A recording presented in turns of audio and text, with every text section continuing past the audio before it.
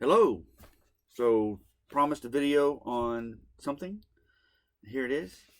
I purchased a DJI Pocket 3. I had a Pocket 2, but some of the things I didn't like about that one, and this one promised to be better. Let's find out. So, bear with me on my video.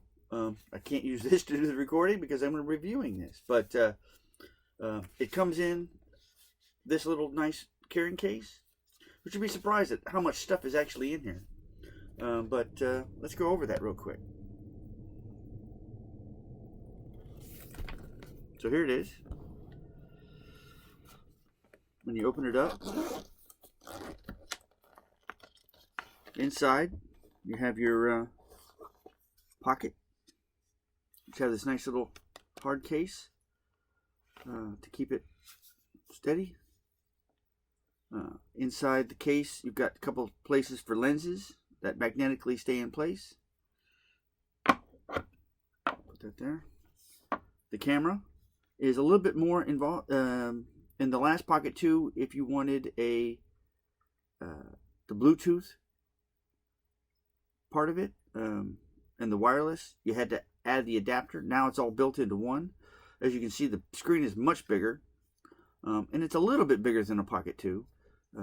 There's no slide out piece, which was I'm always losing those little bits.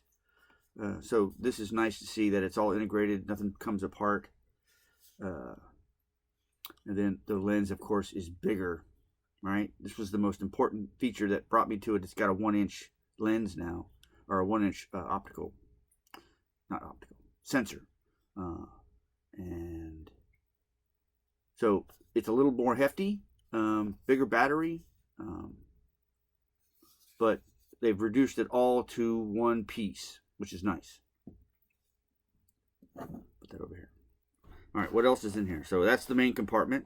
Of course, it comes with the new microphone, Bluetooth microphone. Well, I'm going to say Bluetooth. I'm going to call it wireless because it's got a pretty good range. And a little rat tail, or dead mouse, whatever you want to call it. But this is pretty slick. I would be using this. I will use this stuff in the future, but of course I can't do it. But you can definitely tell it's a number 2 because it's got the see-through cover. I don't know why that's a thing, but hey, whatever. But it's pretty slick. Not sure what those are for, but we'll get that. Hopefully in the future we'll be able to like maybe a charging port, maybe, I don't know. So, but that's pretty slick. You come with it. It has the extended piece, and this is a battery, so you get pretty long recording time with that, but you extend it out almost double with this. And of course this has the camera mount, or camera mount, 1/4-inch camera mount. It's USB-C to charge with, but that's pretty nice, especially on a long day. It gives you more to grab onto when you put them together, which is pretty easy. Like this.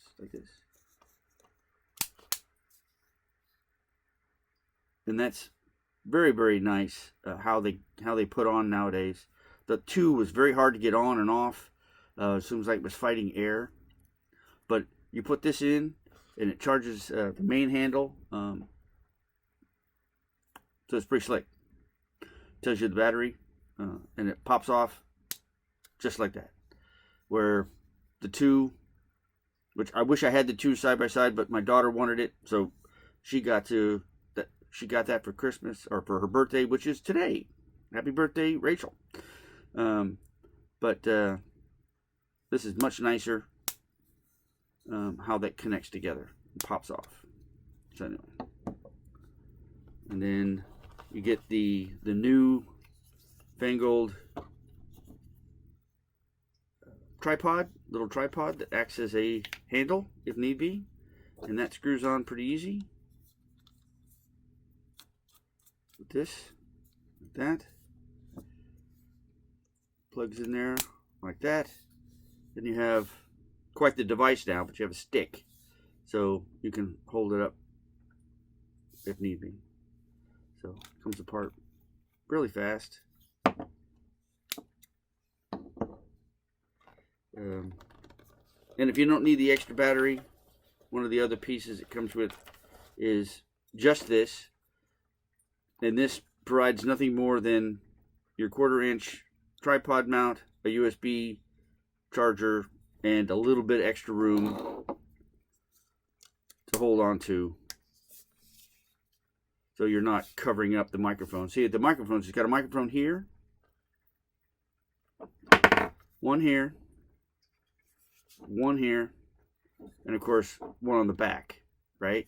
But if you don't have this installed, you tend to creep your hand up, and a lot of times you're covering up the microphone with your fingers, so it doesn't get a good piece. So this does add some benefit, because it allows you to creep down and free up those microphones. And it gives you a little more hand space, but they could have almost gotten away with that one and just used this. This works way better, and it gives you extra power. So this allows you to hold it much lower, get it up higher. Now, I tend not to use this much out in the field. When I say field, I say that roughly, but I do use these together when I'm sitting at the desk, because I'll just plug it in and not worry about power. So, what else inside the case? You do get a strap, which I find terribly hard to get in and out of those little holes right there, but I'm keeping it in the bag for future use. Get a little clean cloth. You do get the magnet for the back of this, which turns out one was supposed to come with my DJI Pocket 2 microphone. But I never knew what it was, and I think I lost it. So, but regardless, this, I did find out what this is for, and it's pretty nice, because you can stick it here, and it hangs on your shirt. Yeah, call me dumb, but I never did know what that was for. So there you go. That's pretty slick. It's a strong magnet too. It's not coming loose. And that's pretty much it. Couple of gel packs, but I do add a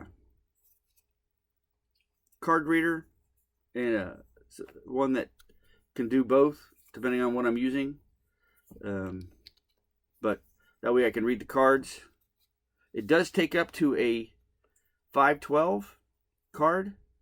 And I found that I purchased this card. Let me get it out. Show you what it is.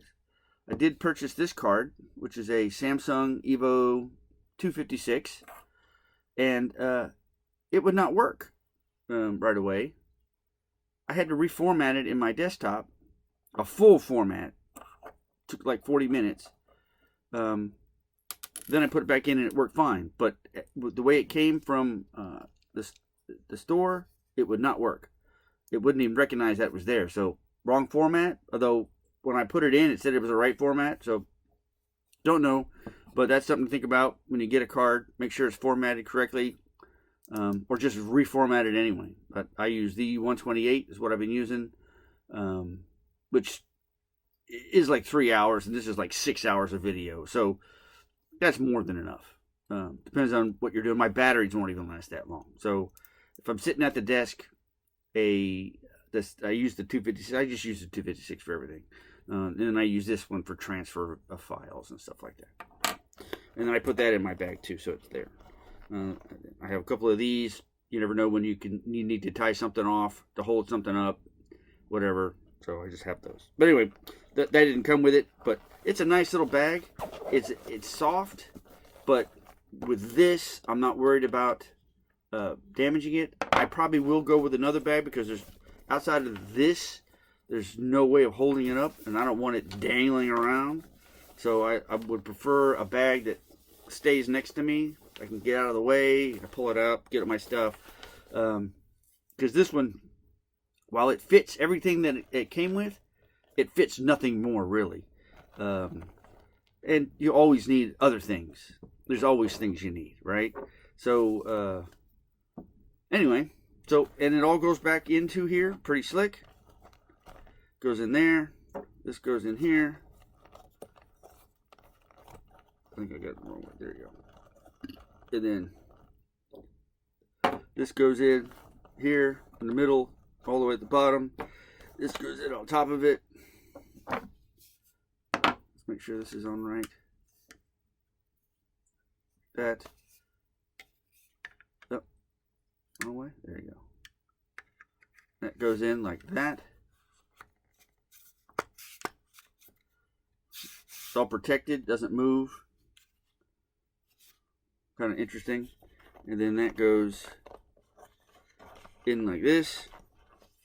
Now some people say don't carry it with that, but I'm going to put it in there. And then I put all the other stuff in the other side pouch. It doesn't need a lot of room. I always put these in there. Make sure there's no moisture, in case there's any moisture. It's Florida. And then it all gets zipped up. Nice and neat.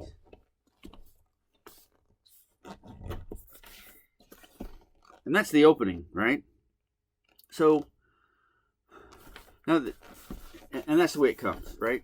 It comes in a box, but, and then it comes with a cable. Nice cable. So, which I generally have in there, but I was using it on the desktop. So let's pull that out. Show you some stuff real quick. I was wondering what this little spot was here. Somebody showed me that. Turns out it's a good spot to hold your microphone. Who knew? Anyway, so, but yeah, that's that. I don't know what else you could do with it. It's got little grooves, but if it's to hold a microphone, I saw somebody else doing that.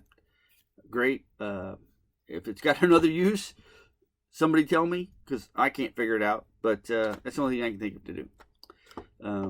Anyway, so some of the things I like about the new one is to turn it on and just start recording. I've got it set up so that as soon as I flick it on, I'm going to adjust this now that I've done that. Sorry, I'm using my laptop. I don't have any other video because I'm just using this right now, video recording. So let's make sure. We are in a campground. You can see the RVs in the background. But doing recording, I just, quick, I want to take something real quick. I just flick it open. And it immediately starts recording. See? That's quick. It only took, a roughly second. So sometimes that's not enough, but that's pretty fast. So, and then the screen is much bigger. It's much more responsive now. Let's stop. But, and then if you just want to turn it on without flipping the screen, you just hold the power button and it comes on and you can start doing stuff like that. But I have it set so that it immediately starts doing video recording as soon as I flick it open. Of course, that is a much better view of what you're doing without being so tiny you can't see anything. So it really is a nice feature. A bigger screen. The menu system is much improved. It was very complicated last time. Lots of flicking and stuff going on just to change stuff. So pull sideways to change modes. Or to go into preview. That's what we were doing.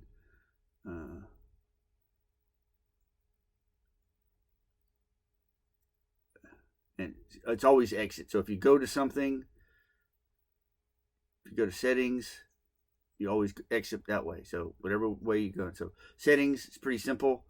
The pro modes, keep those active. All kinds of stuff here. To select, you have access, pretty easy access to everything. Your menus here. There's not one. It's just everything's on the same screen. Lots of features to play with. The menu system is way easier than it was. Quick, easy access to all of your stuff.